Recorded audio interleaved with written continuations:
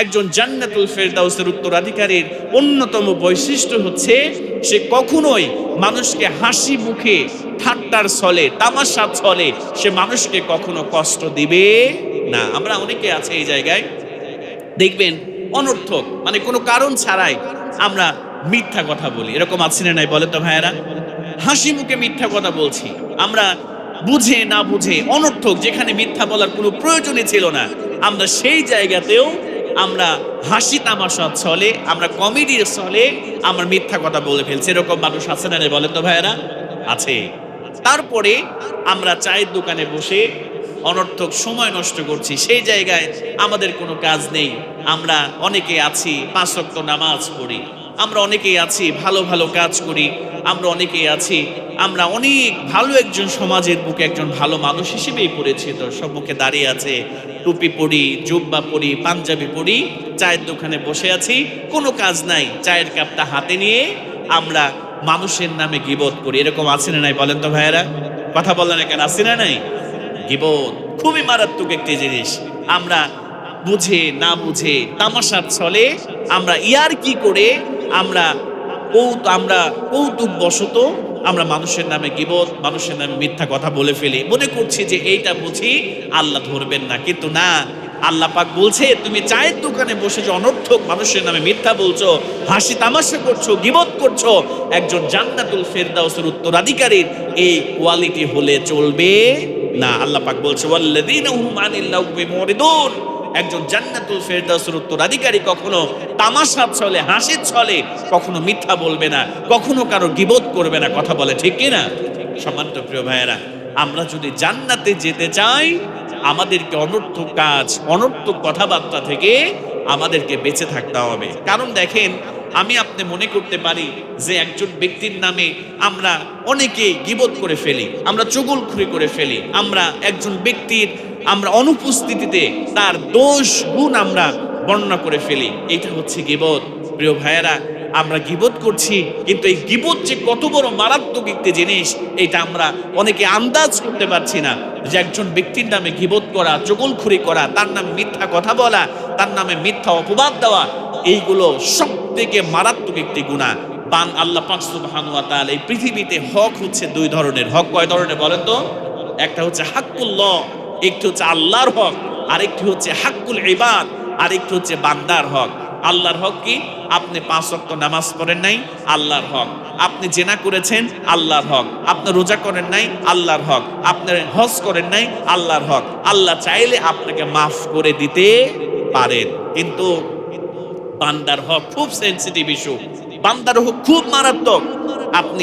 আমি আপনার সাথে কোনো ধরনের অন্যায় করিনি, আপনি আমাকে একটা চর দিয়ে বসেছেন, আমি আপনার সাথে কোনোদিন ভালো খারাপ ব্যবহার করিনি, আপনি আমার পিছনে আপনি সব সময় আমার নামে মিথ্যা বানিয়ে বানিয়ে মানুষের কাছে বলে বেড়ান। এই যে আপনি আমার নামে যে গীবত করলেন, চুগলখড়ি করলেন, আপনি আমার নামে গীবত চর্চা করলেন, আমি আপনাকে যতক্ষণ না মাফ করব, আল্লাহ পাক সুবহানাহু ওয়া তাআলা আপনাকে মাফ করবে, আপনাকে মাফ করবে না।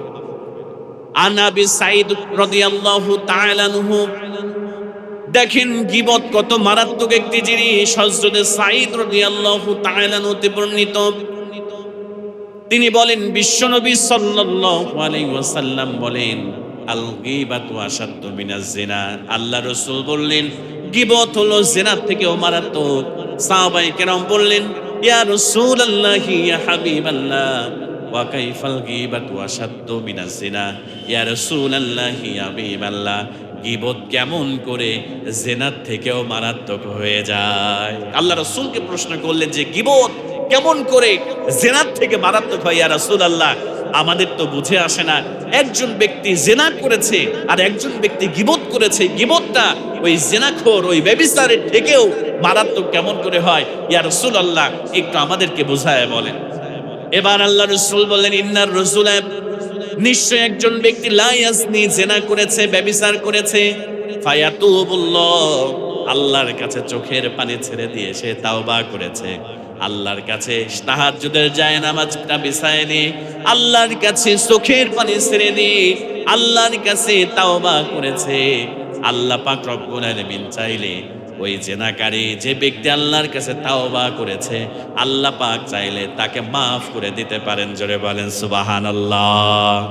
এরপরে বিশ্বনবী বলেন ওয়া ইন্না সাহিবাল গীবাত, আর কোন ব্যক্তি যদি কোন ব্যক্তির নামে গীবত করে, কোন ব্যক্তির নামে চগলখুরি করে, কোন ব্যক্তির নামে পরনিন্দা করে, লা ইউগফারু, আল্লাহ রাব্বুল আলামিনের হাবিব বললেন হাত্তা ইয়াগফিরাহা লাহু সাহিবুহু, আল্লাহ রাসূল বললেন আল্লাহ পাক তাকে মাফ করবে না যার নামে গীবত করা হয়েছে, সে যতক্ষণ পর্যন্ত না মাফ করবে। যারা বলেন নাউজুবিল্লাহ। আল্লাহ রাসূল বললেন যদি কারোর নামে গীবত করা হয়, ওই ব্যক্তি যতক্ষণ না মাফ করবে, আল্লাহ পাক সুবহানাহু ওয়া তাআলা আপনাকে মাফ করবে না। তার মানে আপনার বিবেকের কাছে প্রশ্ন রাখলাম, প্রিয় ভাইয়েরা, আপনি চায়ের দোকানে বসে আপনি কাজ পাচ্ছেন না, আপনি অমুক হুজুরের নামে, অমুক ব্যক্তির নামে, অমুক ইমাম সাহেবের নামে, অমুক খতিব সাহেবের নামে, পাড়া প্রতিবেশী অমুক নামাজির নামে, অমুক হাজী সাহেবের নামে আপনি গীবত করলেন, আপনি মারাত্মক লেভেলের একটি গুনাহের কাজের মধ্যে আপনি লিপ্ত হয়ে গেলেন। যতক্ষণ না ওই ব্যক্তি যার নামে গীবত করেছেন তিনি আপনাকে মাফ না করবে, আপনি যতই সেজদা দিয়ে আল্লাহর কদমে আপনি কান্না করতে করতে যদি বেহুশ হয়ে যান, আল্লাহ পাক সুবহানাহু ওয়া তাআলা আপনাকে কখনোই মাফ করবে না। কথা বলে ঠিক কিনা? এজন্য গীবত থেকে সাবধান হতে হবে। আপনি যার গীবত করেন, গীবতকারীর কোনো লস হয় না। সম্মানিত প্রিয় ভাইয়েরা, আপনি গীবত করার কারণে তার আমল নামাতে গুনাহ থাকলে ওই গুনাহগুলো ট্রান্সফার হয়ে আপনি গীবত করলেন, আপনার আমল নামায় সেই গুনাহগুলো যুক্ত হয়, আর আপনার আমল নামা নেকগুলো যার নামে গীবত করলেন তার আমল নামায় যুক্ত হয়। জোরে বলেন সুবহানাল্লাহ। এজন্য কারো নামে গীবত করার আগে খুব সাবধান হতে হবে, চগলখুরি করার আগে খুব সাবধান হতে হবে, এই জিহ্বাকে হেফাজত করতে হবে। আপনি কাজ পাচ্ছেন না, আল্লাহর নামে জিকির করেন সুবহানাল্লাহ, আলহামদুলিল্লাহ, আল্লাহু আকবার, লা ইলাহা ইল্লাল্লাহ। এই জিকিরগুলো হচ্ছে শ্রেষ্ঠ জিকির। আপনি একবার করে করবেন, একবার করে পড়বেন, তামলাউল মিজান। আল্লাহ রাসূল বলছে মিজানের পাল্লা পরিপূর্ণ করে আপনার আমল নামের সওয়াব দেওয়া হবে। জোরে বলেন সুবহানাল্লাহ। আপনি কাজ পাচ্ছেন না, এই জিকির না করে আপনি মানুষের নামে পরনিন্দা করছেন, আপনি মানুষের নামে চগলখুরি করছেন, আপনি মানুষের নামে আপনি পরনিন্দা করছেন। আমার প্রিয় ভাইয়ের, আল্লাহ পাক কোরআন আল কারীমের মধ্যে বলেছে ওয়াইলুল লিকুল্লি হুমাযাতিল লুমাযা, আল্লাহ পাক বলছে দুর্ভোগ তাদের জন্য, অভিশাপ তাদের জন্য, ধ্বংস তাদের জন্য যারা মানুষের পিছনে এবং সামনে যারা পরনিন্দা করে, গীবত করে। আল্লাহ পাক তাদেরকে ধ্বংসের কথা বলেছে, অভিশাপ দিয়েছে। আল্লাহ পাক রব্বুল আলামিন তাদেরকে অভিসম্পাত করেছেন। জোরে বলেন নাউযুবিল্লাহ। এজন্য আপনি যদি জান্নাতুল ফেরদাউসের মালিক হতে চান, আপনাকে অনর্থক কথা, অনর্থক কাজ আপনাকে করা যাবে না। অনেকেই আমরা হাসি তামাশার ছলে আমরা মিথ্যা কথা বলি, এরকম আছে না নাই বলেন তো প্রিয় ভাইয়েরা?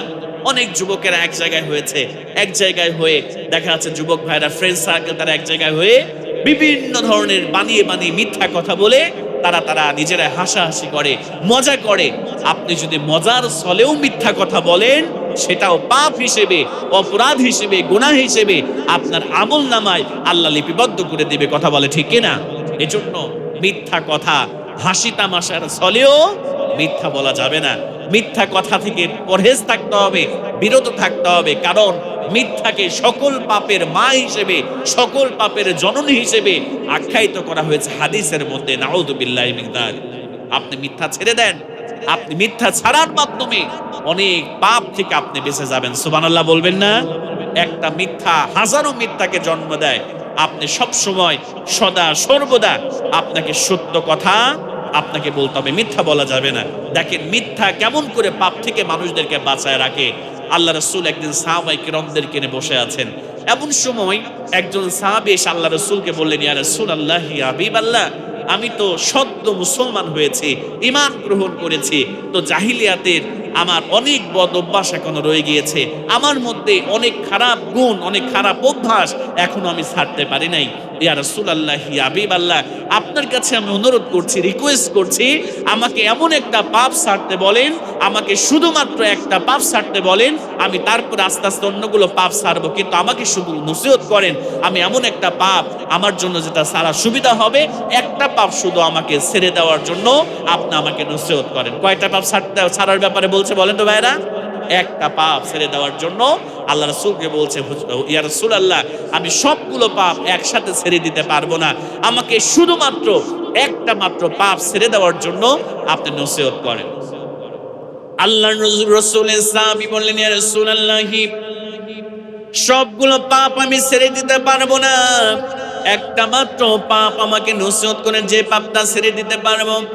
আল্লাহর নবী বিশ্ব নবী সাল্লাল্লাহু আলাইহি ওয়াসাল্লাম বললেন, সাহাবী শুনে নাও, একটা মাত্র পাপ ছাড়বে, সেটা হলো তুমি আমার সঙ্গে প্রতিজ্ঞাবদ্ধ হয়ে যাও, আমার সঙ্গে ওয়াদা দিয়ে দাও, তুমি মৃত্যুর আগ মুহূর্ত পর্যন্ত, অতীতে তুমি মিথ্যা বলেছো, আর মৃত্যুর আগ মুহূর্ত পর্যন্ত তুমি আর মিথ্যা কথা বলবা না। জোরে বলেন সুবহানাল্লাহ। আল্লাহ রাসূলের সাহাবী মহা খুশি হয়ে গেলেন, ইয়া রাসূলুল্লাহ, এত সহজ একটা আমলের ব্যাপারে বললেন, এইটা তো ছেড়ে দেওয়া কোনো বিষয় নয়।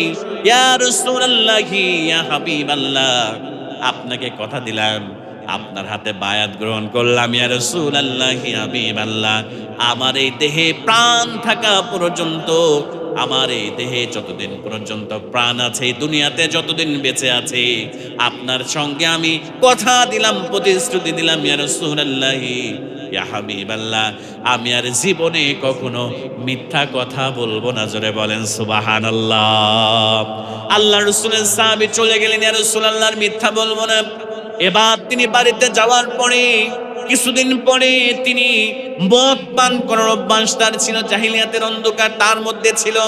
হঠাৎ করে মদ খাওয়ার জন্য মনটা চেয়েছে, মদ পান করবে, মদের বোতলটা তিনি নিয়েছে, মদের বোতলটা খুলে এবার তিনি গ্লাসের মধ্যে মদ ঢেলেছে। মদ ঢালার পরে তিনি চিন্তা করেছে, মদ খাওয়ার পরে যদি আমি ধরা পড়ি, কোরআনের বিধান হলো মদ খেয়ে যদি কেউ ধরা পড়ে, মাদক দ্রব্য গ্রহণ করে যদি কেউ ধরা পড়ে, তাকে 80টা ব্যত্রাঘাত করতে হবে। তিনি চিন্তা করলেন, আমি যদি মদ খাওয়ার পরে ধরা পড়ি, আর বিচারক যদি আমারে জিজ্ঞেস করে তুমি কি সত্যি মদ পান করেছো নাকি, আমি যদি বলি হ্যাঁ আমি মদ পান করেছি, তাহলে আমাকে 80টা ব্যত্রাঘাত করা হবে। আর যদি বলে আমি মদ পান করি নাই, তাহলে রাসূলকে দেওয়া প্রতিশ্রুতি নষ্ট হয়ে যাবে, রাসূলের সঙ্গে প্রতিজ্ঞাবদ্ধ হয়েছি, কমিটমেন্ট দিয়েছি, আর জীবনে মিথ্যা বলবো না। আমি যদি বলে মদ পান করি নাই, তাহলে রাসূলের সাথে দেওয়া ওয়াদার আমার খেলাফ হবে, আর যদি বলি মদ পান করেছে 80টা ব্যত্রাঘাত করতে হবে। আমার প্রিয় ভাইয়েরা, সঙ্গে সঙ্গে আল্লাহ রাসূলের সাহাবী মদের গ্লাসটা ফেলে দিয়ে, মদের বোতলটা ফেলে দিয়ে আল্লাহর কাছে তওবা করল, আল্লাহ তাআলা আর বেঁচে থাকতে আর জীবনে কখনো মদ পান করব না। জোরে বলেন সুবহানাল্লাহ। আল্লাহর কাছে তওবা করল, ইয়া রাসূলুল্লাহ, আল্লাহর কাছে তওবা করল, আল্লাহ তাআলা আমি আর জীবনে কখনো মদ পান করব না, আমি তো মিথ্যা কথা বলা ছেড়ে দিয়েছি, যদি মিথ্যা বলি রাসূলের সাথে দেওয়া ওয়াদার খেলাফ হবে, আর যদি সত্য কথা বলি তাহলে 80টাকে ব্যত্রাঘাত খাইতে হবে।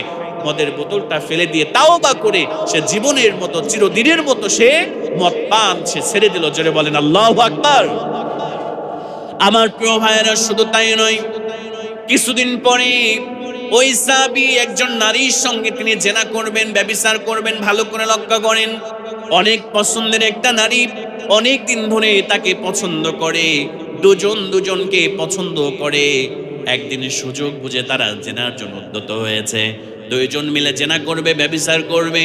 ওই ব্যক্তি জেনায় যখন লিপ্ত হতে যাবে, আমার প্রিয় ভাইয়েরা, এমন একটা সময় আল্লাহ রাসূলের সাহাবী চিন্তা করলেন, আমি যদি জেনা করে ফেলি আর যদি ধরা পড়ে যায়, জেনার বিচার হলো রজম করে দিতে হবে, তাকে শাস্তি দিতে হবে, তার মৃত্যুদণ্ড কার্যকর করতে হবে। আবার যদি আমি জেনা করার পরে আমি যদি বিচারককে যদি আমি বলি জেনা করি নাই, কোনো সাক্ষী আমার পক্ষে নাই, তবুও যদি বলে আমি জেনা করে নাই, আমি রাসূলের দেওয়া ওয়াদা কখনো মিথ্যা কথা বলবো না, এই ওয়াদার খেলাফ হয়ে যাবে। আমার প্রিয় ভাইয়েরা, সঙ্গে সঙ্গে আল্লাহর ভয় নিয়ে সেই জায়গা থেকে বিরত থেকে আল্লাহর কাছে চোখের পানি ছেড়ে দিয়ে তাওবা করল, আল্লাহ তাআলা আমি জীবনে আর কোনোদিন জেনা করব না, আমি জীবনে আর কোনোদিন ব্যভিচার করব না। আল্লাহ পাকের উপরে ভরসা করে তাওবা করে আল্লাহর বান্দা জেনার পথ থেকে চিরদিনের জন্য তাওবা করলো। জোরে বলেন সুবহানাল্লাহ। এরপরে ওই ব্যক্তিটা হঠাৎ করে একদিন মসজিদে নববীর মধ্যে প্রবেশ করেছে। ভালো করে লক্ষ্য করেন, মসজিদে নববীর মধ্যে প্রবেশ করার পরে তিনি খেয়াল করেন একজন অচেনা মানুষ, একজন পথিক দেখে মনে হয় মুসাফির, অনেক ক্লান্ত শরীর, মাথার নিচে একটা ব্যাগ নিয়ে ঘুমিয়ে পড়েছে। ব্যাগের মধ্য থেকে দিরহাম, একটা দিরহাম বের হয়ে ফ্লোরের উপরে রয়েছে। ওই ব্যক্তি চিন্তা করল, আল্লাহর রাসূলের সাহাবী, এই ব্যাগটার মধ্যে হয়তো অনেক দিরহাম পাওয়া যাবে, যদি এইগুলো আমি নিয়ে যাই বাড়িতে তাহলে আমার জীবনে আর কিছু করতে হবে না, আমি বড় লোক হয়ে যাব। এবার যখন তিনি ওই ব্যাগটা নিতে যাবে এমন সময় মনে পড়েছে আমার প্রিয় ভাইয়েরা চুরি করলে হাত কেটে দিতে হবে, আল্লাহর বিধান। যদি ধরা পড়ে যায় আমার হাত কেটে দিবে, আর যদি বলে চুরি করি নাই, রাসূলের সাথে দেওয়া কমিটমেন্ট ওয়াদা আমার নষ্ট হয়ে যাবে, আল্লাহ রাসূলকে দেওয়া কথা আমার প্রতিশ্রুতি নষ্ট হয়ে যাবে। এবার আল্লাহর কাছে তাওবা করে সে চুরির পথ থেকে সে জীবনের জন্য তাওবা করে ফিরে আসলো। জোরে বলেন সুবহানাল্লাহ। আমার প্রিয় ভাইয়েরা, শুধু তাই নয়, হাদিসের মধ্যে এসেছে তিনটা ঘটনা উল্লেখ করার পরে হাদিসের মধ্যে এসেছে আল্লাহ রাসূলের সঙ্গে যখন এই কমিটমেন্ট দিয়েছে আর কখনো মিথ্যা বলবো না। কিছুদিনের ব্যবধানে আল্লাহর ওই বান্দা, আল্লাহ রাসূলের ওই সাহাবী সমস্ত পাপ থেকে বিরত থেকে আল্লাহর জান্নাতি বান্দায় সে পরিণত হয়ে গিয়েছে। জোরে বলেন সুবহানাল্লাহ। তার মানে কয়টা